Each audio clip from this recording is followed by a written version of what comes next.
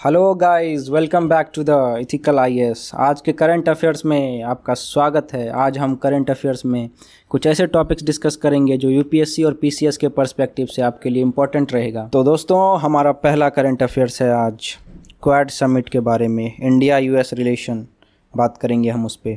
मोदी हाल ही में बाइडेन से मिले हैं, जिसका क्वाड समिट में और क्वाड ऑर्गेनाइजेशन में हम बात करेंगे कि कौन कौन से मेंबर्स हैं उसमें इंडिया, जापान, ऑस्ट्रेलिया और यूएस, इन सब इनके मेंबर कंट्रीज़ हैं। तो आइए इंडिया और यूएस का रिलेशन के बारे में हम लोग बात करते हैं, इसका क्या ओवरव्यू है। दोस्तों डेमोक्रेटिक वैल्यूज़ दोनों का कॉमन है, इस वजह से ये दोनों इंटरेस्ट शेयर करते हैं। जैसे कि टेररिज्म के अगेंस्ट इंडिया यूएस एक तरह से अपना स्ट्रेटेजिक पार्टनरशिप शो करते हैं। देखा जाए तो इन लोगों के बीच में बायलैटरल ट्रेड, हाँ दोस्तों, bilateral trade US dollar 128.55 billion का है दोस्तों, जो कि देखा जाए तो 2021-22 के साल से अगर 2022-23 का साल देखे तो उसमें 7.65% से इंक्रीमेंट हुआ है। और यही नहीं दोस्तों, इंडिया का एक लार्जेस्ट एक्सपोर्टर डेस्टिनेशन है यूएस। इंडियन गुड्स वहाँ जाते हैं। और डिफेंस सेक्टर में बात करें तो थर्ड लार्जेस्ट डिफेंस सप्लायर है यूएस इंडिया के लिए। परसेंटेज में बात करें तो यूएस इंडिया को लगभग 11% डिफेंस सप्लाई देते हैं दोस्तों। और वही सेकेंड नंबर पे फ्रांस है। फ्रांस 29% डिफेंस सेक्टर का अप्लायंसेस प्रोवाइड करते हैं हमें। और रसिया दोस्तों सबसे हाईएस्ट 45% डिफेंस सप्लायर है हमारा। तो दोस्तों, इंडिया और यूएस के इसी रिलेशन में इंडिया लगभग अपना trade surplus US dollar 28 billion का कर पा रहा होता है दोस्तों। इतना का इसे यूएस ट्रेड सरप्लस होता है। इनके बीच जो डिफेंस टाइज हैं, तो यूएस इंडिया को रिकॉग्नाइज करता है कि मेजर डिफेंस पार्टनर है।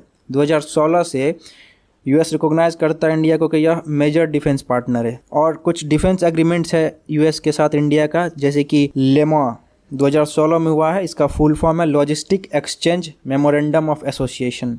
इसी तरह फिर कॉम कासा 2018 में एक एग्रीमेंट किया गया है यूएस के साथ, डिफेंस एग्रीमेंट है ये। इसका फुल फॉर्म है communication compatibility and security arrangement agreement. और ऐसे ही कुछ इंडस्ट्रियल सिक्योरिटी एग्रीमेंट भी 2019 में हुआ है। और एक दोस्तों basic exchange and cooperation agreement भी हुआ है 2020 में इंडिया के साथ, इंडिया यूएस दोनों के बीच। बायलैटरल मिलिट्री एक्सरसाइज भी इन दोनों के बीच कुछ है, जैसे कि युद्ध Abhyas, Vajra Prahar, Malabar, RIMPAC etcetera. These are the conducted military exercise between this two countries दोस्तों। और इतना ही नहीं दोस्तों, इंडिया और यूएस के बीच पीपल टू पीपल टाइज दोस्तों बढ़ रहे हैं। जैसे कि इंडियन डायस्पोरा अगर देखें यूएस में तो लगभग 4.9 मिलियन है, जो कि यूएस में सेकेंड लार्जेस्ट इमिग्रेंट पॉपुलेशन है दोस्तों। सेकेंड लार्जेस्ट इमिग्रेंट पॉपुलेशन है यूएस में आफ्टर मैक्सिकन्स। तो किस किस सेक्टर में इन दोनों के बीच में पार्टनरशिप है, आइए देखते हैं।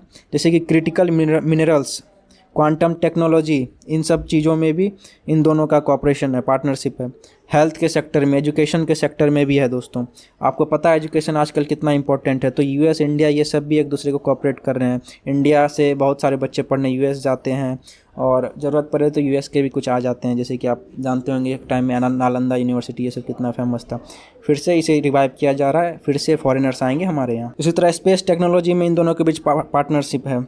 Clean energy partnership, civil nuclear cooperation, telecommunication, defence technology, critical emerging technologies, trade and economy, इन सब पर्सपेक्टिव्स में भी इन लोगों का पार्टनरशिप है। तो इसमें कुछ वही एग्रीमेंट जो हैं इन दोनों के बीच में, जैसे कि मैंने अभी आपसे बात किया कॉम कासा, बेका, लेमा, ये सब मैंने अभी आपको बता दिया। तो आइए हम लोग नेक्स्ट आर्टिकल पे चलते हैं, जो कि टाइफाइड, न्यूमोनिया, यूटीआई रिलेटेड है, जो कि ये आजकल शो कर रहे हैं एंटीबायोटिक्स। दोस्तों, हम लोग जितना भी एंटीबायोटिक्स कंज्यूम कर रहे हैं आजकल, जो भी बीमार पड़ रहे हैं, एंटीबायोटिक्स जितने ले रहे हैं आजकल दोस्तों, बॉडी रेसिस्टेंट कर रहा है इन सब एंटीबायोटिक्स को।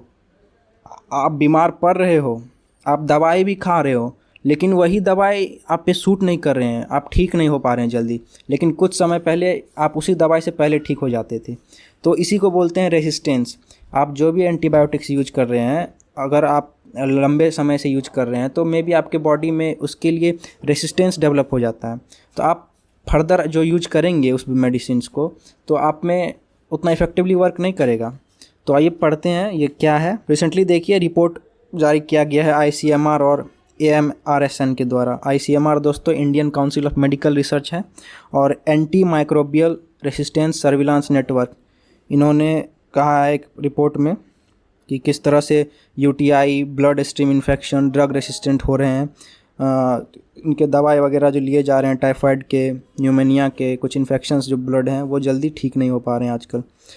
तो आइए देखते हैं एंटी माइक्रोबियल रेसिस्टेंस क्या है। दोस्तों ये फैलता कैसे है, ये सबसे बड़ी बात है। तो आइए पहले सीखते हैं ये कैसे फैलता है। देखिए, आप जब बीमार पड़ते हो तो क्या होता है, आपको दवाई दी जाती है और आप इसे खाते हो, मे बी अनटाइम खाते हो, अनटाइमली खाते हो। कभी कभार आपको लगता है कुछ दवाई खाने के बाद आप ठीक हो गए हो तो उसे छोड़ देते हो, नहीं खाते हो। दोस्तों जो भी प्रिस्क्रिप्शंस आप डॉक्टर से लेते हो, जितने दवाई प्रोवाइड करते हैं उतने टाइम में उसे आपको ख़त्म करना चाहिए। नहीं तो क्या होता है ना कि आपके बॉडी में वो एक तरह से ड्रग रेसिस्टेंट बैक्टीरिया डेवलप करने लगता है। फिर जाके क्या होता है कि पेशेंट हॉस्पिटल जाने लगते हैं कि सर हम दवाई खा रहे हैं, ठीक नहीं हो रहा। फिर आपको डॉक्टर दवाई देंगे, फिर क्या होगा, और भी ज़्यादा ड्रग रेसिस्टेंट बैक्टीरिया आप में फैलने लगेगा, बॉडी में फैलने लगेगा पेशेंट का। और दोस्तों इवन यही नहीं, आप हेल्दी भी हो, हॉस्पिटल अटेंड कर रहे हो, यहाँ कहीं अटेंड कर रहे हो, उससे भी आपको फैल सकता है ये। अगर आप पुअर हाइजीन रख रहे हो, अच्छे फैसिलिटीज़, क्लीननेस फैसिलिटीज़ में नहीं रह रहे हो, तो आपको भी फैल सकता है। हॉस्पिटल वगैरह रन कर रहे हो, कहीं बाहर जा रहे हो, और फिर यही ड्रग रेसिस्टेंट बैक्टीरिया सभी पब्लिक में फैलने लगता है जनरली देखा जाए तो। फिर क्या होता है, और जैसे कि आप देखिए कुछ एंटीबायोटिक्स एनिमल्स को भी प्रोवाइड किए जाते हैं, क्रॉप्स वगैरह में भी यूज किए जाते हैं, फूड प्रोडक्शन में, इसमें भी यूज किए जाते हैं।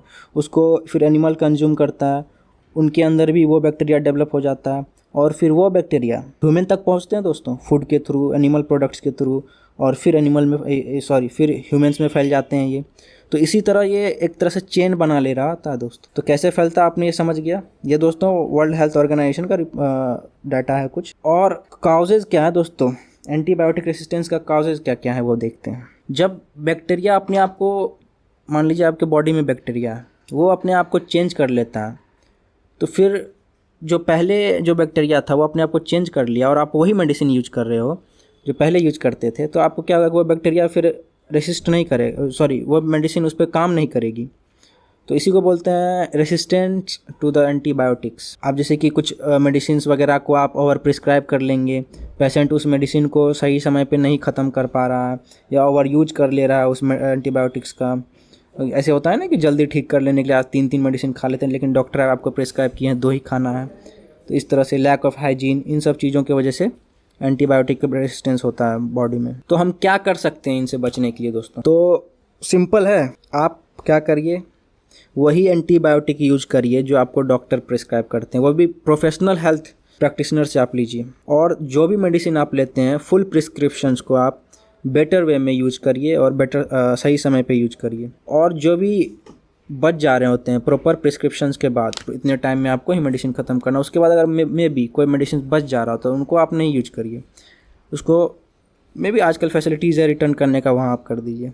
और अपना मेडिसिन, सबसे इम्पोर्टेंट बात, किसी के साथ शेयर मत करिए। और इन्फेक्शन से बचने के लिए रेगुलरली अपना हाथ धोए, किसी के साथ कंटेक्ट वगैरह, जो बीमार पर्सन है उनसे अवॉइड करें कंटेक्ट करने से, और वैक्सीनेशन हमेशा टाइम वाइम पे ले लिया करें। तो इस आर्टिकल में इतना ही है दोस्तों, आज के लिए इतना ही, और मिलते हैं फिर अगले वीडियो में। तब तक आप लोग पढ़ाई करते रहिए और ऐसे ही कुछ इंटरेस्टिंग टॉपिक मैं आपके लिए लेके आता रहूँगा। तब तक आप मेरे चैनल को सब्सक्राइब कर दीजिए, वीडियो को लाइक कर दीजिए और अपने दोस्तों के साथ भी शेयर करिए। Thank you. जय हिंद, जय भारत।